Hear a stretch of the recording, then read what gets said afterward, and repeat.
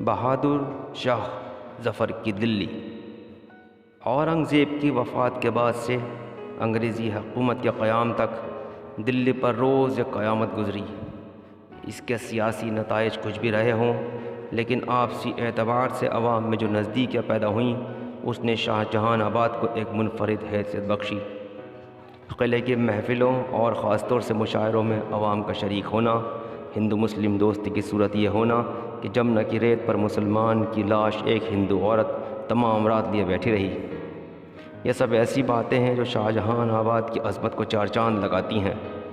بہادر شاہ ظفر کی دلی پر ایک نظر ڈالی جائے تو اس عہد کے چند جھلکیاں ہمارے سامنے آتی ہیں۔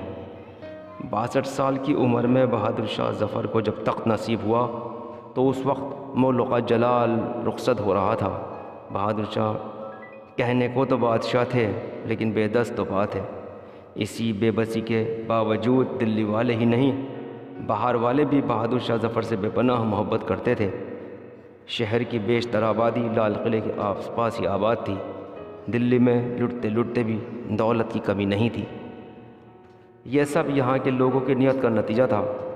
ڈیوڑیوں پر ہاتھی جھولتے، تخت رواں، ہوادار پالکی، تام جام ہر حویلی میں موجود، لاہو لشکر کا کیا ٹھکانہ، چوبدار، اسابدار، پیادے، کہار، مغلانیہ، خواجہ سرا، دربان، پاسبان، ہر امیر کے یہاں بھرے پڑے تھے۔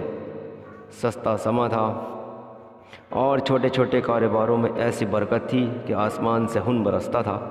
ایک کماتا اور 10 کھاتے۔ رعایا خوشحال اور فارغ البال تھی۔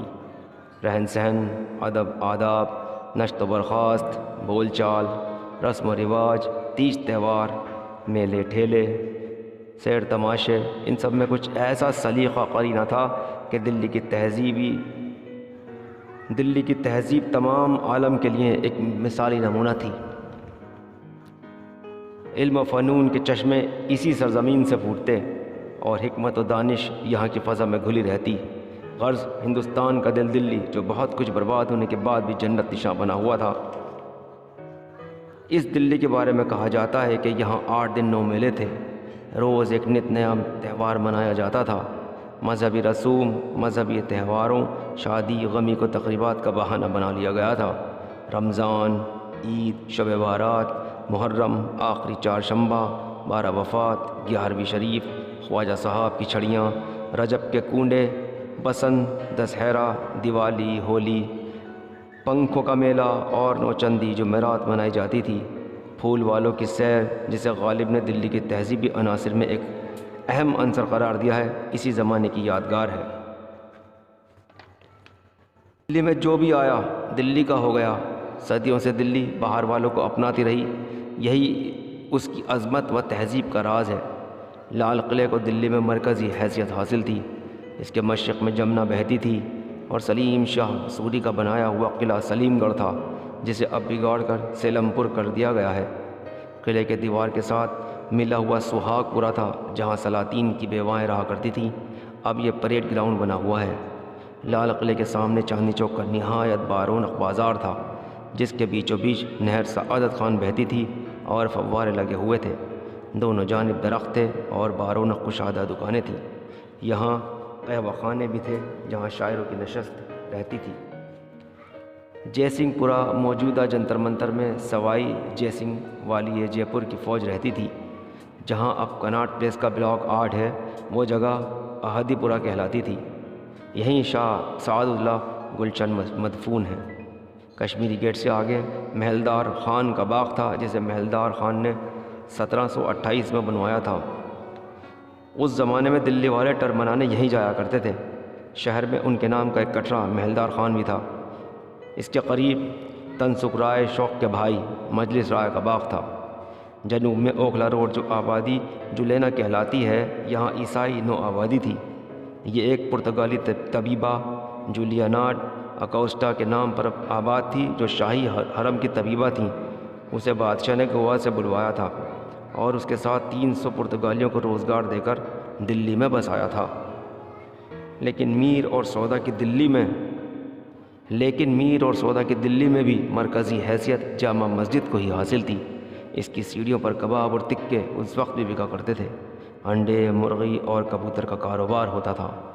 محلے پیشے وروں کے حساب سے ہوتے تھے، وہ نام آج تک موجود ہیں: چوڑی والان، سوئی والان، چرخے والان، چابک سواران، بلی ماران وغیرہ۔ کاغذ بنانے والوں کا محلہ قلعہ اور کشمیری گیٹ کے درمیان جمنا کنارے پر تھا۔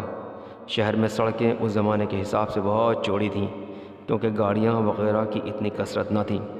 بار برداری کے لیے عموماً خچر، بیل اور اونٹ استعمال ہوتے تھے۔ سواری کے لیے گھوڑے، پالکی، نالکی، ہوادار، تخت رواں وغیرہ عام طور پر ذاتی سواریاں ہوتی تھیں۔ عمارتیں زیادہ تر 2 منزلہ ہوتی تھیں، 3 منزلہ عمارتیں جامع مسجد کے پاس نہیں تھیں۔ گلیوں میں اینٹوں کا فرش ہوتا تھا اور ماہی پشت کہلاتا تھا۔ غلیظ پانی جمع کرنے کے لیے جگہ جگہ چاہ بچا بنائے جاتے تھے۔ بہت سی چھوٹی گلیاں کچی بھی تھیں۔ نادر شاہ کے حملے کے بعد ہر گلی کے سرے پر کواڑ لگا دیے گئے تھے اور خطرے کے زمانے میں گلی والے باری باری پہرا دیا کرتے تھے۔ امراؤ کی ڈیوڑیوں پر عموماً نوبت خانہ ہوتا تھا، جس میں شہنائی نواز اور نقارچی بیٹھے نوبت بجایا کرتے تھے۔ یہ ہر امیر کے منصب کے مطابق بجا کرتی تھی، کہیں دن میں 4 بار اور کہیں 8 بار۔ بعض ڈیوڑیوں پر گھڑیال لگے ہوئے تھے اور وہ ہر 3 گھنٹے کے بعد بجائے جاتے تھے، جس سے معلوم ہوتا تھا کہ دن کا 1 پہر گزر گیا ہے۔ اس کی یادگار دوپہر، سہ پہر اور رات کا پچھلا پہر آج بھی ہماری زبان میں موجود ہے۔ ہر بڑے امیر کے ساتھ پیدل سوار فوج رہتی تھی۔ سواری کے لیے گھوڑا اور اس کا دوسرا سامان، نیز، ہتھیار اور سامان دفاع سپاہی کو خود ہی خریدنا ہوتا تھا، کبھی امیر کی طرف سے بھی مل جایا کرتا تھا۔ آخری مغل زمانے میں سپاہی اپنے آقا کی حفاظت میں بہت مغالطہ کرتے تھے، کیونکہ کئی مہینوں کی تنخواہیں چڑھی ہوتی تھیں اور امیر کے مرنے پر وہ ساری تنخواہ سوخت ہو جاتی تھی۔ اس لیے قانون کے مطابق امیر کی ساری جائیداد ضبط کر لی جاتی تھی اور یہ بادشاہ کی مرضی پر منحصر تھا کہ مرحوم کی اولاد کو وہی منصب اور جاگیر دیں یا نہ دیں۔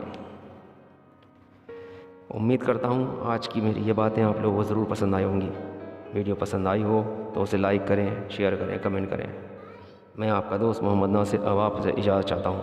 اللہ حافظ۔